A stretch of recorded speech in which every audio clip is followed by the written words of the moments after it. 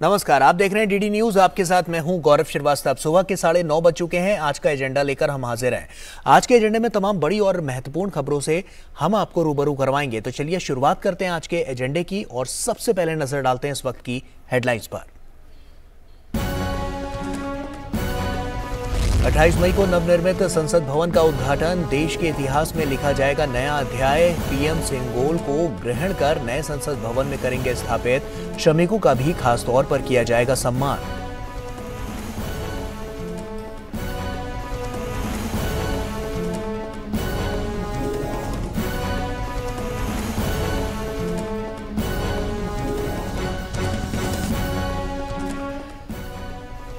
उत्तराखंड के नरेंद्रनगर में जारी भ्रष्टाचार विरोधी कार्य समूह की दूसरी बैठक का आज दूसरा दिन। अंतर्राष्ट्रीय भ्रष्टाचार रोधी तंत्र के विषय पर मंथन जारी। भ्रष्टाचार के खिलाफ जीरो टॉलरेंस नीति सुनिश्चित करने पर है जोर।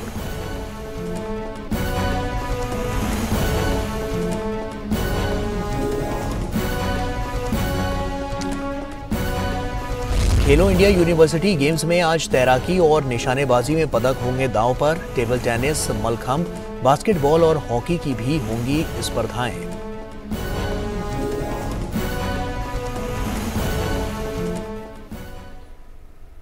और आइए अब आज के एजेंडे की शुरुआत करते हैं। आने वाले रविवार यानी 28 मई को देश के इतिहास में एक नया अध्याय लिखा जाएगा, जब देश के नए संसद भवन को राष्ट्र को समर्पित किया जाएगा। इसी दिन प्रधानमंत्री मोदी न्यायपूर्ण और निष्पक्ष शासन के पवित्र प्रतीक सेनगोल को ग्रहण कर उसे नए संसद भवन में स्थापित भी करेंगे। सेनगोल भारतीय सभ्यता के मूल्यों और सिद्धांतों का प्रतिनिधित्व करता है। नए संसद भवन के उद्घाटन के मौके पर उन श्रमिकों का भी खासतौर पर सम्मान किया जाएगा, जिन्होंने अपने श्रम से भारत के लोकतंत्र के इस नए मंदिर को बेहद कम समय में भव्य रूप देकर तैयार किया है। तो 28 मई को देश के इतिहास में एक नया अध्याय लिखा जाएगा और जब देश के नए संसद भवन को राष्ट्र को समर्पित किया जाएगा और इस दिन को लेकर तमाम तैयारियां हो रही हैं।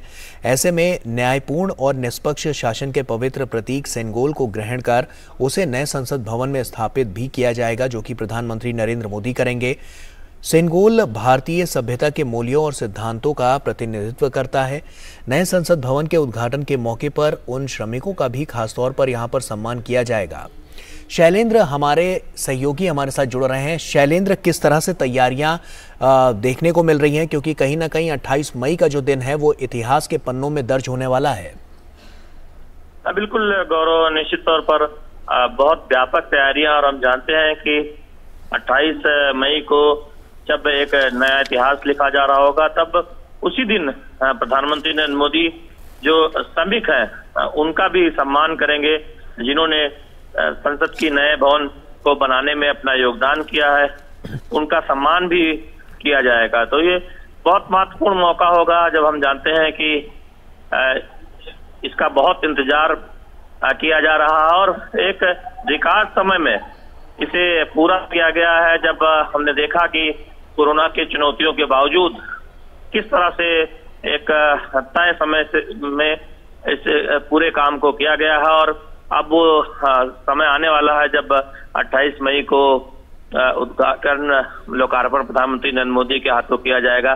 तो निश्चित तौर पर बहुत बड़ा मौका, जब हम देखेंगे कि तमाम राजनीतिक दलों के प्रतिनिधि मौजूद होंगे, एनडीए के जो सहयोगी दल है उनके नेता मौजूद होंगे, और साथ ही साथ गैर एनडीए दलों की तरफ से भी कई दल हैं जिन्होंने इस समारोह में शामिल होने में सहमति जताई है। तो निश्चित तौर पर बहुत महत्वपूर्ण मौका होगा, और हम जानते हैं कि भविष्य की जरूरतों को देखते हुए बहुत समय तक इस बात को लेकर चर्चा हुई थी कि देश को नए संसद भवन की जरूरत है, और इस पर मोदी सरकार ने फैसला किया है। और निश्चित तौर पर वो ऐतिहासिक मौका जब होगा, तो हम देखेंगे कि उसी दिन प्रधानमंत्री नरेंद्र मोदी इस भवन को बनाने में जिन श्रमिकों ने योगदान दिया है उनका सम्मान भी करेंगे। तो ये एक संदेश है कि हमारे देश में लोकतंत्र के इस सबसे बड़े मंदिर को बनाने में जिन श्रमिकों ने योगदान दिया है उनका भी सम्मान किया जाएगा। तो किस तरह से देश को आगे ले जाने में हर किसी की भूमिका महत्वपूर्ण है,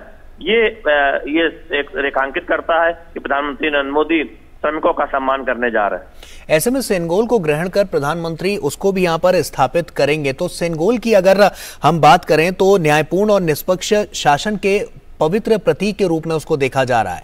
ऐसे में सेनेगोल को लेकर जब प्रधानमंत्री यहाँ पर करेंगे तो किस तरह का मैसेज जन जन तक जाएगा?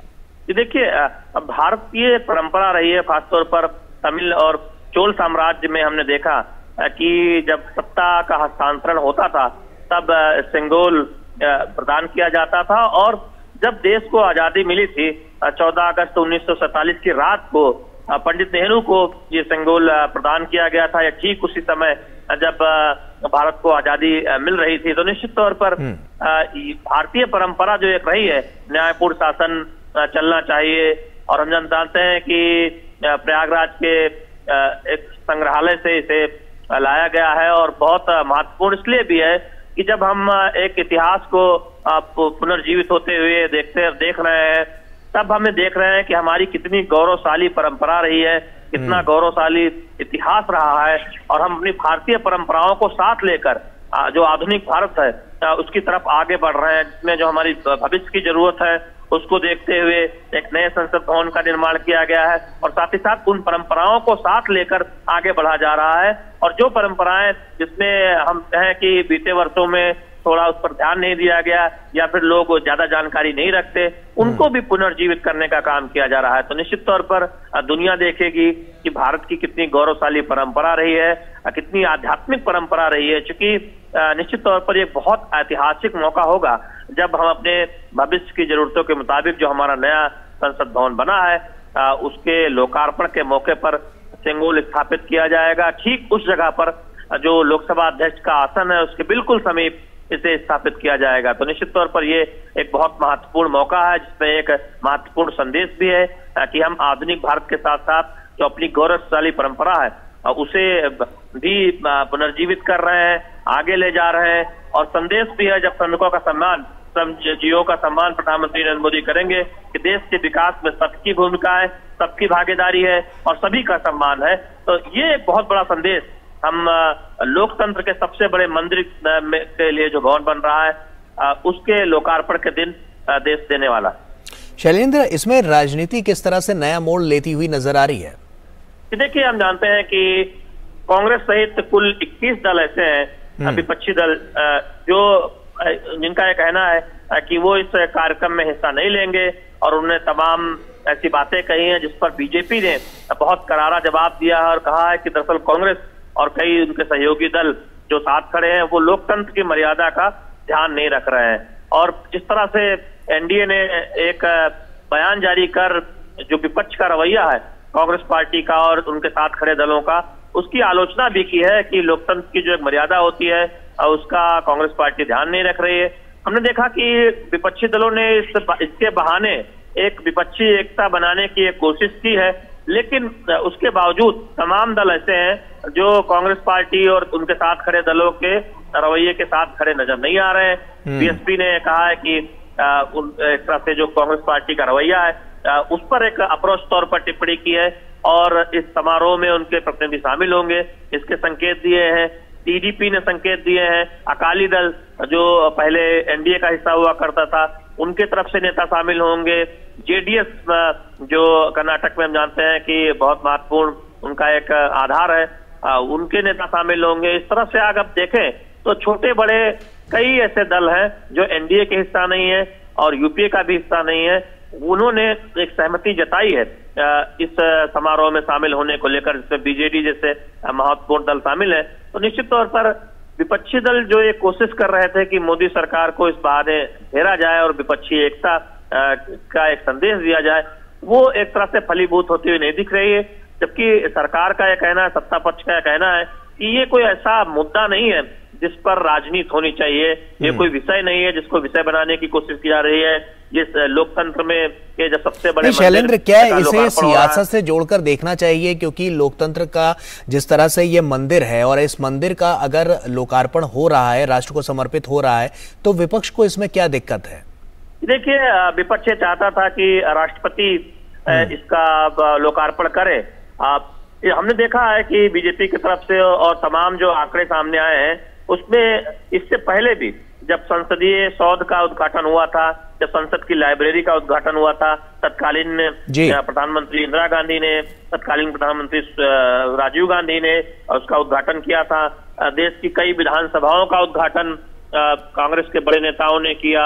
इसके साथ ही साथ हम देखें कि तमाम ऐसे मुख्य भवनों या कार्यक्रमों में यूपीए अध्यक्ष के तौर पर सोनिया गांधी शामिल हुई, जबकि वो किसी संवैधानिक पद पर नहीं थी। तो ऐसे में सत्ता पक्ष का, बीजेपी का यह कहना है कि देखिए, जब लोकसभा के आमंत्रण पर प्रधानमंत्री नरेंद्र मोदी लोकार्पण करने जा रहे हैं लोकतंत्र के सबसे बड़े मंदिर का, आधुनिक मंदिर का, तब इस तरह की सियासत कतई उचित नहीं है।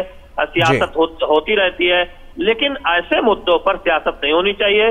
उसमें लोकतंत्र की गरिमा का ध्यान रखा जाना चाहिए, और कांग्रेस पार्टी और उनके साथ खड़े दल इसका ध्यान नहीं रख रहे। निश्चित तौर पर यह नजर भी आ रहा है। बहुत बहुत शुक्रिया शैलेंद्र, तमाम जानकारियां हमसे साझा करने के लिए। और यहाँ पर वक्त एक छोटे से ब्रेक का हो गया है। ब्रेक के उस पर खबरें और भी हैं, कहीं मत जाइए, बने रहिए डीडी न्यूज के साथ। अर्जुन, 10th में you made us really proud. अब आगे क्या सोचा है? पापा, मैंने IIT जाना है और इंजीनियर बनना है।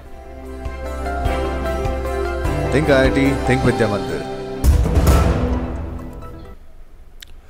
ब्रेक के बाद एक बार फिर से आप सभी का स्वागत है, और आइए आज के एजेंडे में आगे बढ़ते हैं। आपको बता दें कि उत्तराखंड के नरेंद्र नगर में जारी भ्रष्टाचार विरोधी कार्य समूह की दूसरी बैठक का आज दूसरा दिन है। कल बैठक के विचार विमर्श के हिस्से के रूप में लिंग और भ्रष्टाचार के विषय पर चर्चा की गई। केंद्रीय विदेश और संस्कृति राज्य मंत्री मीनाक्षी लेखी ने चर्चा में भाग लिया। अपने संबोधन में उन्होंने कहा कि अच्छी सरकार की परिभाषा उसके द्वारा अपने लोगों के लिए किए गए कल्याणकारी कार्यों से निर्धारित होती है। लेखी ने जनधन खाता, मुद्रा योजना, आयुष्मान भारत, डीबीटी के साथ साथ महिला सशक्तिकरण जैसी योजनाओं के माध्यम से भ्रष्टाचार को खत्म करने के लिए भारत सरकार के प्रयासों पर चर्चा की। इस कार्यक्रम में खुशहाल स्वयं सहायता समूह की रजनी रावत ने उत्तराखंड में स्वयं सहायता समूहों की सफलता से अवगत कराया। उन्होंने बताया कि राज्य के ग्रामीण क्षेत्रों में महिलाएं स्वयं सहायता समूहों के माध्यम से आर्थिक रूप से सशक्त हो रही हैं और आत्मनिर्भर भी बन रही हैं। G20 देशों के विदेशी प्रतिनिधियों ने भ्रष्टाचार के खिलाफ समाज में जागरूकता पैदा करने की आवश्यकता पर बल दिया और कहा कि महिलाएं इस दिशा में महत्वपूर्ण भूमिका निभा सकती हैं। उन्होंने कहा कि हर क्षेत्र में महिलाओं की भागीदारी बढ़ाने की जरूरत है। आयोजन के दौरान भ्रष्टाचार को रोकने और महिला सशक्तिकरण के लिए भारत सरकार द्वारा की गई विभिन्न पहलों पर लघु फिल्में भी दिखाई गईं। और नीरज सिंह हमारे सहयोगी हमारे साथ जुड़ रहे हैं। नीरज, इस तरह से बात करें तो भ्रष्टाचार पर नकेल कसने के लिए किस तरह की रूपरेखा यहां पर रखी जा रही है? क्या महत्वपूर्ण बिंदु अभी तक साझा किए गए हैं?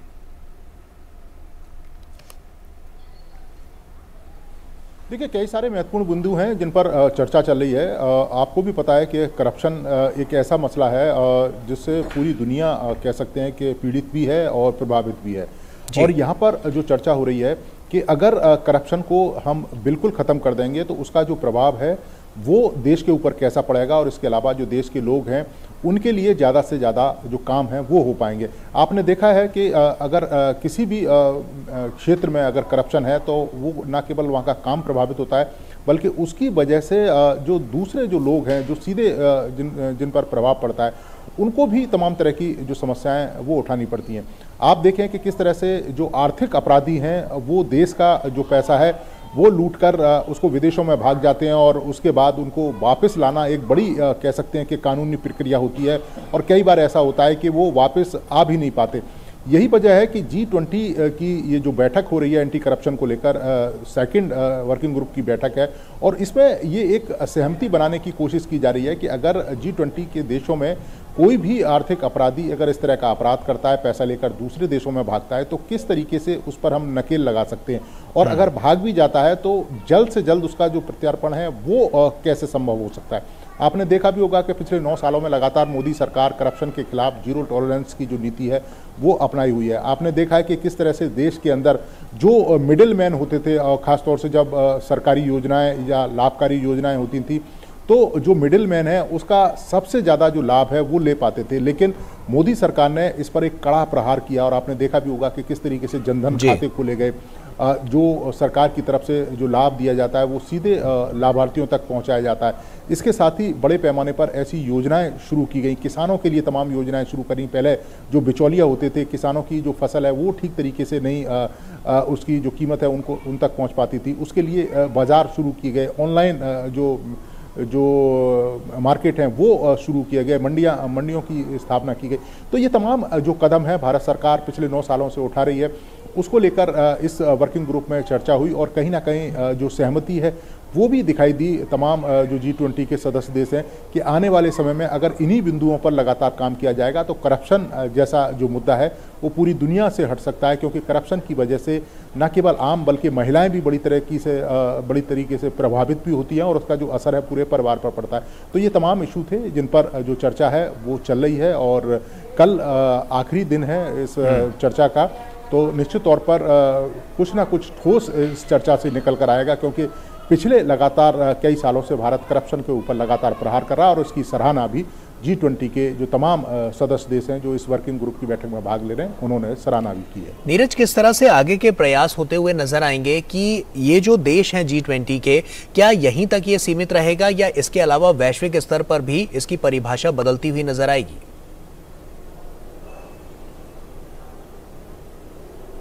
देखिए, बिल्कुल परिभाषा बदलेगी और ये एक कह सकते हैं कि एक शुरुआत है, क्योंकि G20 का जो मंच है एक बड़ा मंच है। देश की दुनिया की अर्थव्यवस्था में बड़ा रोल G20 के जो देश हैं वो निभाते हैं और अगर यहाँ पर एक सहमति बनती है तो निश्चित तौर पर इसका जो असर है पूरी दुनिया में दिखाई देगा।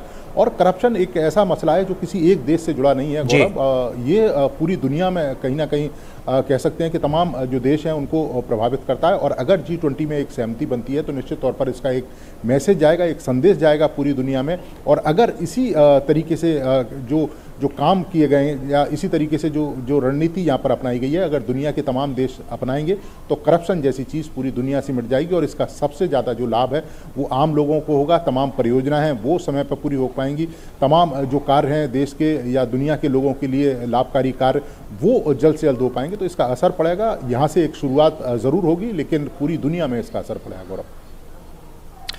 ऐसे में आर्थिक सहयोग की जब हम बात करते हैं तो क्या उस पर भी इसका इम्पैक्ट पड़ता हुआ नजर आएगा?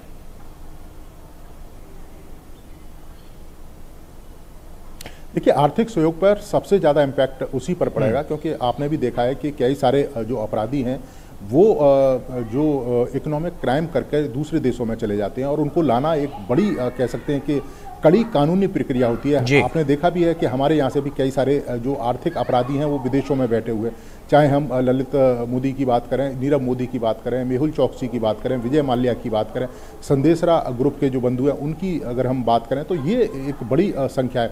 और यही कारण है आप देखें कि भारत सरकार ने प्रॉपर एक लिस्ट बना रखी है कि किस तरीके से इन अपराधियों को वापस देश में लेके आना है और कानून के शिकंजे में इनको कसना है। आप देखें कि किस तरीके से हमारी एजेंसियां विदेशों में जाकर वहाँ की जो न्यायालय हैं वहाँ पर लगातार आर्गूमेंट कर रहे हैं और वहाँ के जो न्यायालय हैं वो इस बात को मानते भी हैं कि ये लोग जो आर्थिक अपराधी हैं देश के अंदर अपराध करके भागे और इनका प्रत्यर्पण किया जाना जरूरी है।